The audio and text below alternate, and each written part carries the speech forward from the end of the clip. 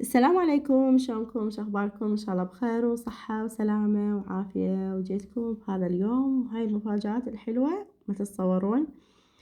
بهذا اليوم شغلات كلش حلوة وصورتها إلكم، يعني اللي قدرت عليه أصوره وسويته تقريبا 18 دقيقة إلى 19 دقيقة بحيث إنكم تتونسون بهذا اليوم. يعني تقريبا هن يومين صورتهن ودمجتهن في فيديو واحد. طبعا شوفوا هسه هنا هذا المسواق والكهرباء كانت موجودة وفل الفل. قبلها بيوم بالليل أنا كنت أمي قبلها تقريبا بيومين ثلاثة قالت دا أحاول أقنع خالك يجيبني عليك. فقلت لها يا هلا أهلا وسهلا، خليه يجي، تعالوا كلكم تعالوا. فقالت لي والله ما أدري بين إيه وبين لا، هو كل فترة خالي يجي هنا يعني لهاي المنطقة. لأن هم يعتبرون إحنا كنا قرايب، فيجيب بعض مرات أمي بعض مرات لا، يجيب وحدة يجيب العيلة يعني حسب. المهم فأمي خبرتني بالليل فقالت لي باكر راح نجي وسوي غدانا. قلت لها والله ليش ما قلتيلي من وقت؟ أمي قالت خير شك، وقلت لها أنا لازم غير أتحضر يعني أنا بس أنا وأمي نحكي على مود إنه أتحضر، لازم يعني شي مضبوط ومرتب. أنا مو من النوع اللي أحب شي مفاجئ، بس يلا صارت بالليل عشان الوقت متأخر، يعني مو مثل تقولون ساعة بعد السوق مفتح وهاي. أنا عندي الأسواق الحمد لله، لكن أكو شغلات لازم نجيبها. المهم قلت هلا بيكم، تعالوا ما يكون خاطركم إلا طيب وتتدللون.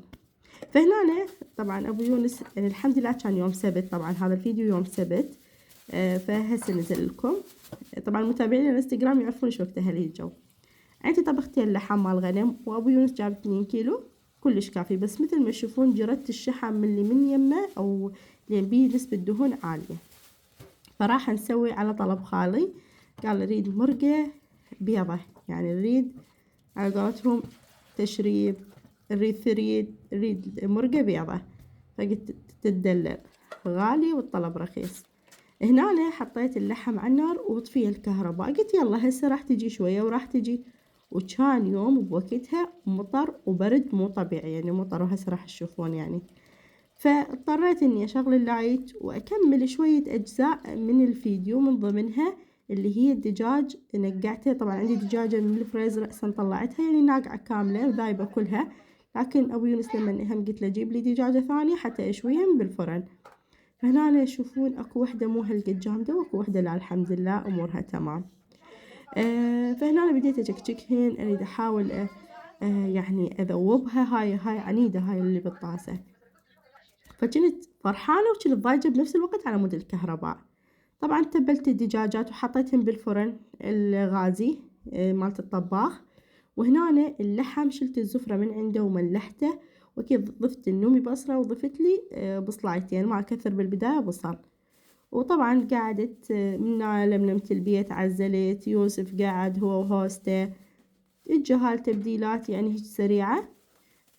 فالحمد لله ما كان يوم دوام دراسة يجون من المدرسة، وبعد كان بوقتها مو وقت امتحانات. الحمد لله هسه وقت الامتحانات، ولو شوفون قبل الامتحانات وهسه الامتحانات، بحيث حتى مالي واهس أصور. بس هذا الفيديو لازم أنزله لكم. هنا أنا بديت أنظف بالخضرة مثل ما تشوفون. والكهرباء طافية، اعذروني على هاي الإضاءة المأساة، بس شو أسوي، هذا اللي قدرت عليه.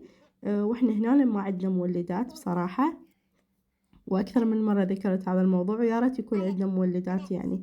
طبعا شوفوا أنا بيتي مؤسست له إنارة كاملة، باقي على شغلة وحدة.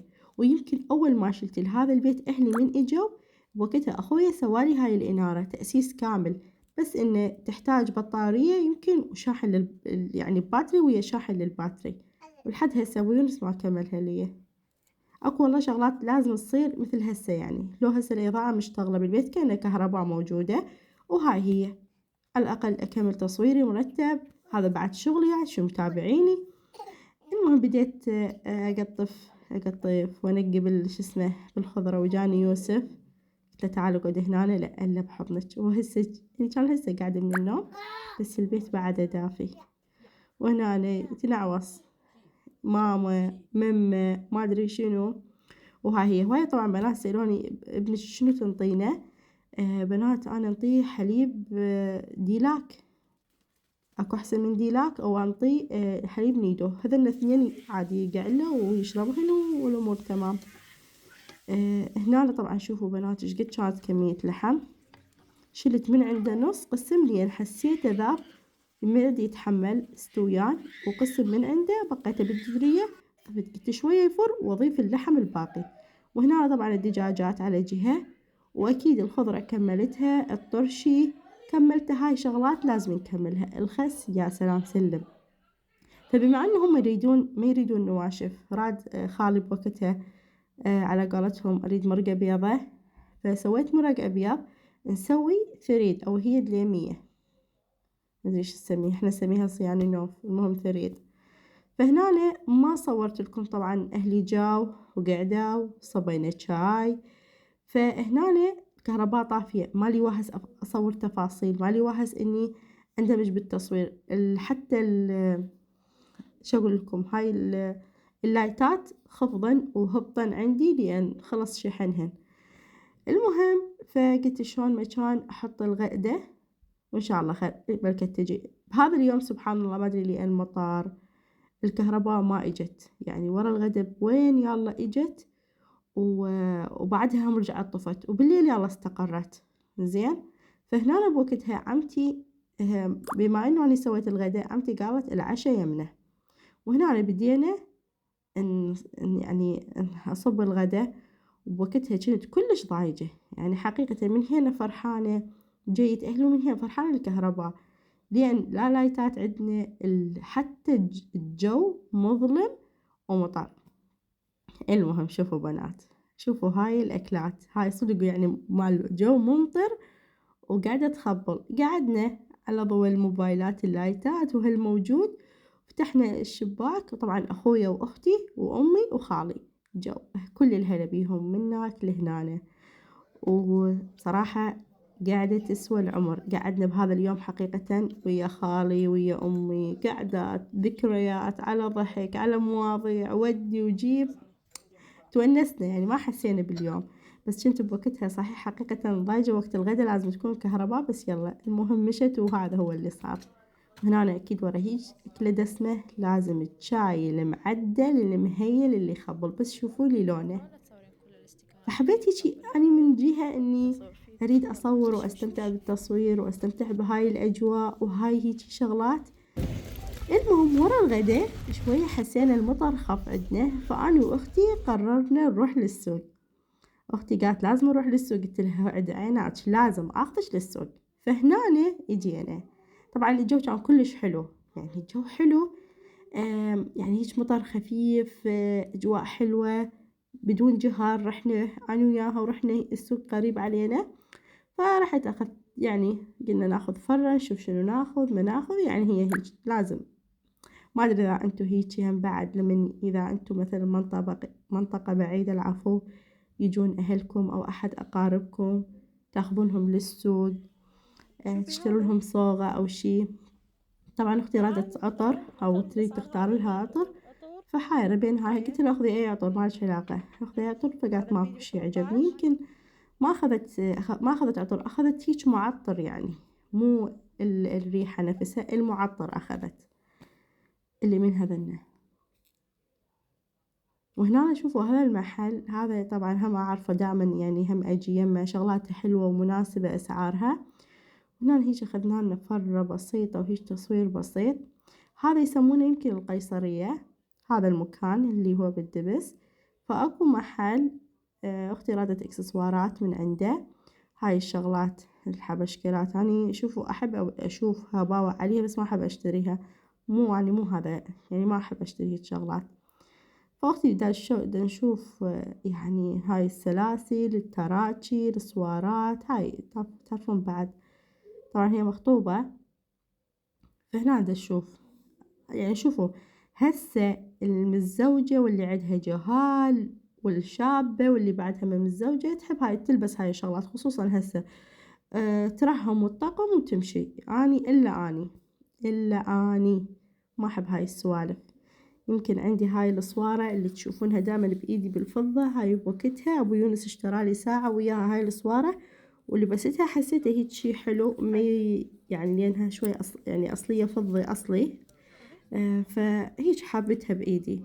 بس إني أشتري على طول تراكي هاي السوالف لا، ما أحبها. المهم جينا على هذا بالقماش، هذا معميلي، فقلت خلي أخذ قطعة لأمي وأخذ قطعة لأختي. فهذا اللون النيلي حسيت يعني يرهم العمر أمي، فأخذته. يعني ما حسيت ألوان كلها هيجي ما حبيتها، هذا اللون اللي حبيته أخذه لأمي. فأخذت لها كل واحدة قطعة. ونانا صعدنا فوق، قلت لها تعالي نشوف، بوقتها ما أدري شنو أنا كنت محتاجة، فقلت خلنا نصعد فوق نشوف الشغلات اللي أحتاجها، إذا موجودة أشتريها. بس للأسف ما لقيت شي يعني اللي أنا أريده. فهنا أنا هم بعد أخذت فرة، أختي هم بعد أخذت، كلش انعجبت بهذا المحل، قالت يعني شغلات مبينة زينة، صح شوية السعر غالي، لكن شغلات والله العظيم أصلية. يعني لما يقول لك هذا درجة أولى روحي أخذي، فعلا يكون درجة أولى وها هي، وما يجيب شي عادي. وتعرفون إحنا نتعامل معاه بالقسط، فالأمور تمام. فهنا مثل ما تشوفون دا ناخذكم هيجي جولة وفرة. ردت كوشات. طبعا شفت الكوشات، انتو دائما تقولوا لي غيري كوشات غرفة الخطار، حطيه اللون واحد، ما يصير تخليهن عدة ألوان، والله حتى كسرت واهسي بيهن. فقلت خلي أشوف الألوان اللي أني ببالي، فما لقيت كله. ردت أغير لون رصاصي بس ما لقيت شي اللي ببالي. فقال إن شاء الله تجينا وجبة ثانية، وإن شاء الله ما يكون خاطرش طيب، يكون خاطرش إلا طيب. وهنا دا يقص القماش، وهنا دا شوفني الستوري أول ما دخلت أختي كركوك. طبعا المهم هنا طبعا شوفوا هذا اللون اللي هو يكون نفس الدشداشة اللي أنا لابستها أثناء التصوير. إذا شفتوا الردن مالتي، هي حبت هذا اللون وحبت القماش. هذا القماش يسمونه نوعية الخاولي، اللي هي متلف، مو مثل القديفة. إذا تلبسين عباية أو تلبسين في أي شي يلف يمك. طبعا رجعنا للبيت تقريبا على وشك انها صارت غروب، او بدت يعني برد الجو وغربت ليلت، فاحنا رجعنا على السريع. هنا أنا طبعا قعدنا، خالي يقول والله هاي الصوت تدفي. هذا الهيتر او الدفاية تدفي والله. قاعدة شبالك. وفكانت بوقتها الكهرباء جاية تقريبا بالمغرب، يلا يعني استقرت الكهرباء ورجعت طفت. فهنا أنا شوفوا هسه موجودة الكهرباء. لقيت يوسف نايم، لأن إحنا هسه نريد نتحضر حتى أروح البيت عيالي.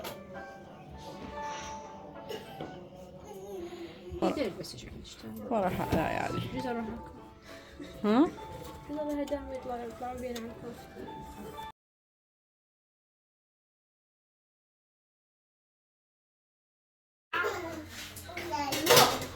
يلا صيحيها.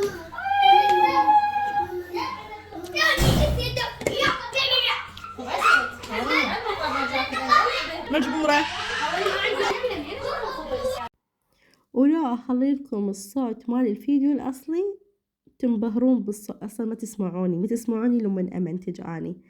فهنا وصلنا البيت عيالي. طبعا العشاء تأخر. ليش؟ لأن الغدا كان دسم، وقعدنا وأكلنا ما ندري بنفسنا، من هي نسالفة ومن هي نضحكة، طيرنا الصياني والحمد لله والشكر وبألف عافية.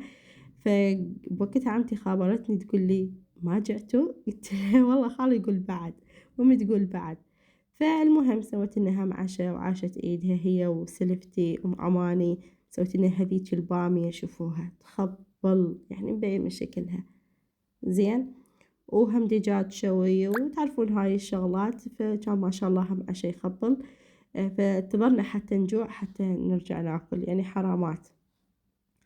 المهم قعدنا همينة، وهذيك القعدة الحلوة واللمة الحلوة، وما شاء الله يعني سبحان الله خير وبركة.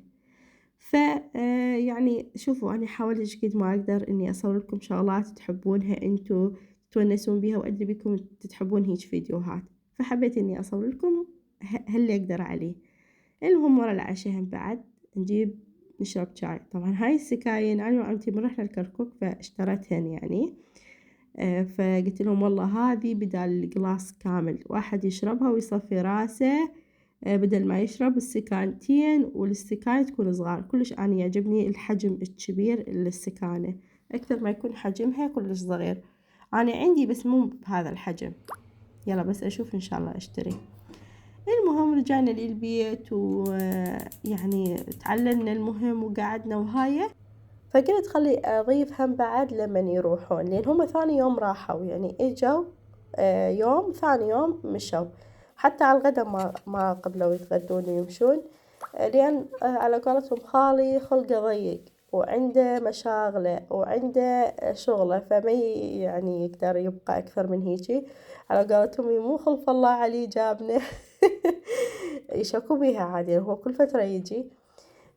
فردت يعني قعدت تقريبا بالساعة 7، وأعرفهم، أنا أعرف خالي يقعد من وقت، فلازم أني أقعد قبلهم حتى أبلش أحضر. طبعا أبو يونس راح يجيب ريود، فقال أنا أروح أجيب ريود، وقلت له يلا لحد ما أجهز أني الشاي سوي بيض لهذا الشي. شوفوني كثرت زيت بنات، دائما يقولوا لي أم يونس ترى مكثرة هواية زيت بالبيض. هسه أعطيكم هاي الطريقة واعتمدوها وادعوا لي. ورا شوفوا البيض العيون يحتاج زيت هواية، زين، أو دهن هواية أو دهن كثير، زين. فشوفوا بهاي الطريقة أسوي البيض، زين. باقي الدهن أو الزيت اللي موجود بالطاول شنو أسوي له؟ شوفوا أشيله وأصفيه. شنو؟ مثلا بكاسة. الورا هم لمن يقعدون البقية أستخدم نفس الزيت اللي صفيته، وهاي هي. هنا لقيت عاد أبو يونس جايب كاهي وقمر. طبعا أنا شفتوا القمر، بس قال أروح أجيب الكاهي، وجايب كاهي. وبعدها هذا اللي شو اسمه الشيرة مالته حارة، فدي يخبل ويا عيون البيض. وهم بعد جايب خبز، هو خبز الشعير، وهم الخبز العادي هم جايبه من الفرن، خبز يعني حار. فبديت أسوي الريوق، وما شاء الله حتى يوسف بوقتها قعد، العيلة كلها شلع قلع قعدت. شنو الفيلم يعني ما أدري، حتى كان بوقتها يوسف ما يقعد، بهذا اليوم لا قاعد من الصبح. فهنا أنا راح ندير الشيرة. طبعا الشيرة حارة، يعني ما حميتها، كانت كلش حارة. فمباشرة جبت المواعين صفيتها بيها، وهسه راح نقعد نتريق.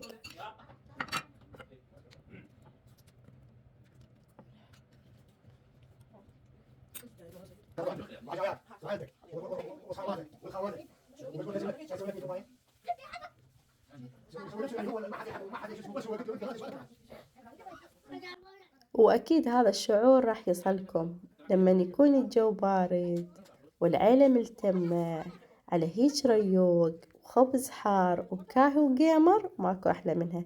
تقعدين تاكلين حتى ما تحسين شبعتي، بعد الجوعانة تاكلين ومستمتعة وانتي بنص هيج قاعدة.